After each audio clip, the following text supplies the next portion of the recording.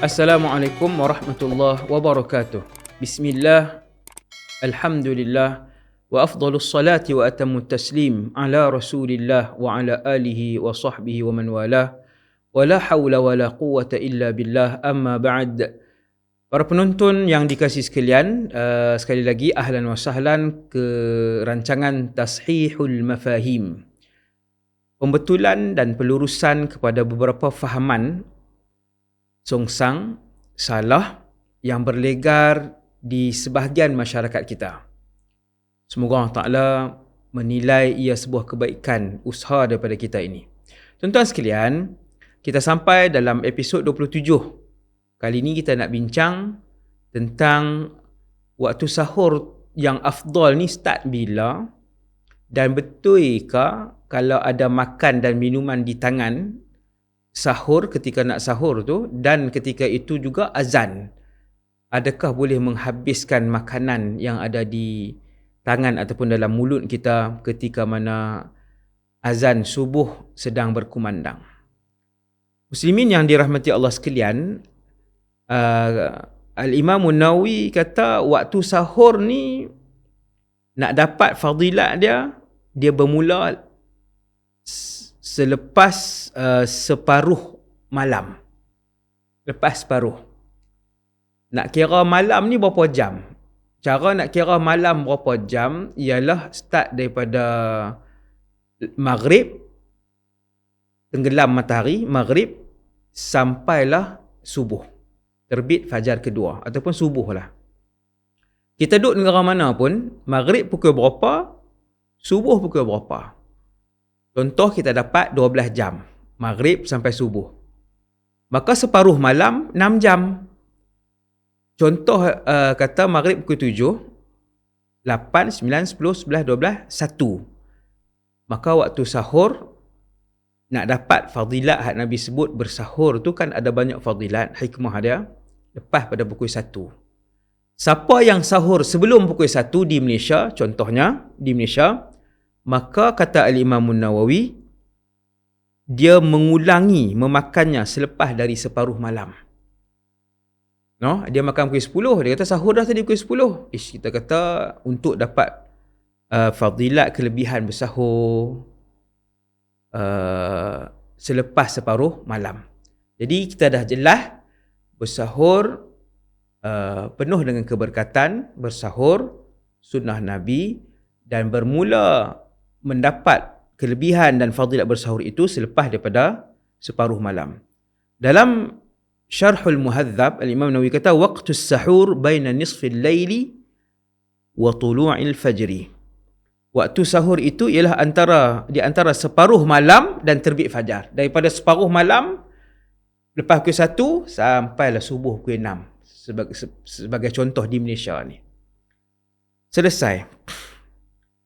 Dan kita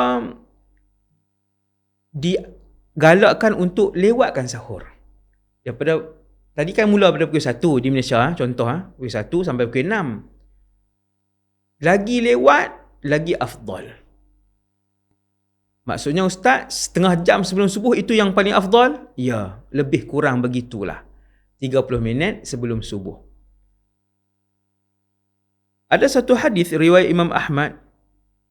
Nabi sebut apa? La tazalu ummati bi khairin ma akharus sahur.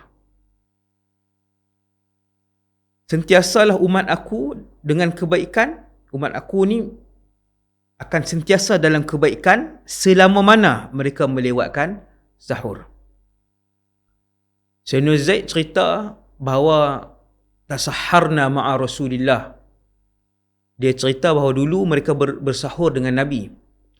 Lalu Sayyidina Anas pun mai. Sayyidina Anas ibn Malik mai tanya, "Ya Zaid, dulu kamu bersahur dengan Nabi. Berapa jarak sahur dengan azan kedua?" Iaitu azan Sayyidina Abdullah ibn Ummi Maktum. Zaman Nabi azan 2 kali. Yang pertama azan Sayyidina Bilal ibn Rabah. Yang kedua azan subuh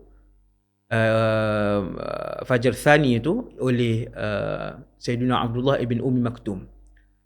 Sayyidina Anas ibn Malik tanya, wahai Zaid, berapa jarak Nabi bersahur dengan masuk waktu subuh. Sayyidina Zaid ibn Thabit jawab, qadru 50 ayah. Sekira-kira bacaan 50 ayat. Kata para ulama menguraikan hadis ni, ayat yang pertengahan lah, tidak terlalu panjang dan tidak terlalu pendek. Kita buat lebih kurang 20 hingga 30 minit lah lebih kurang pada zaman ini. Maka itulah waktu sahur yang paling afdal. Ada satu riwayat dalam Ibn Hibban kata, inna ta'khiras sahur min sunanil mursalin. Melewatkan bersahur adalah sunnah para rasul. Puasa kan semua rasul berpuasa. Maka semua rasul melewatkan bersahur. Subhanallah. Dia berlipat, berkali ganda, bertindan-tindan fadilat dan kebaikan yang tuan-tuan akan dapat rasa bila tuan-tuan mengamalkan bukan saja sunnah Rasulullah, sunnah para rasul yang lain. Yang seterusnya tuan-tuan, kita dah tahu waktu bersahur bermula bila, dan kita dah tahu kebaikan melewatkan bersahur. Ada suara yang sebut kata, apabila kamu dengar azan dan makanan untuk bersahur masih ada di tangan ataupun di mulut, maka habiskan. Air ke, makanan ke, habiskan. Berdalilkan hadis yang diriwayatkan oleh Imam Abi Daud dalam sunannya, idza sami'a ahadukumun nidaa wal ina'u ala yadihi fala yad'hu hatta yaqdiya hajatahu. Apabila seorang di antara kamu mendengar azan sedangkan di tangannya ada bekas gelas dan sebagainya, tangan ke, dalam mulut ke, makanan ke, minuman ke, janganlah dia meletakkannya, makanan atau minuman tadi, sehinggalah dia menunaikan hajatnya daripada bekas tersebut. Jadi kumpulan ini menggunakan hadis ini, dan hadis ini tidak sahih dan hadis ini mungkar. Satu, tak boleh dijadikan hujah, tak boleh diguna pakai. Yang kedua, hadis ni bercanggah dengan Quran. Surah Al-Baqarah ayat 187. Pendapat yang bertentangan dengan Quran, bertentangan dengan hadis lain yang sahih.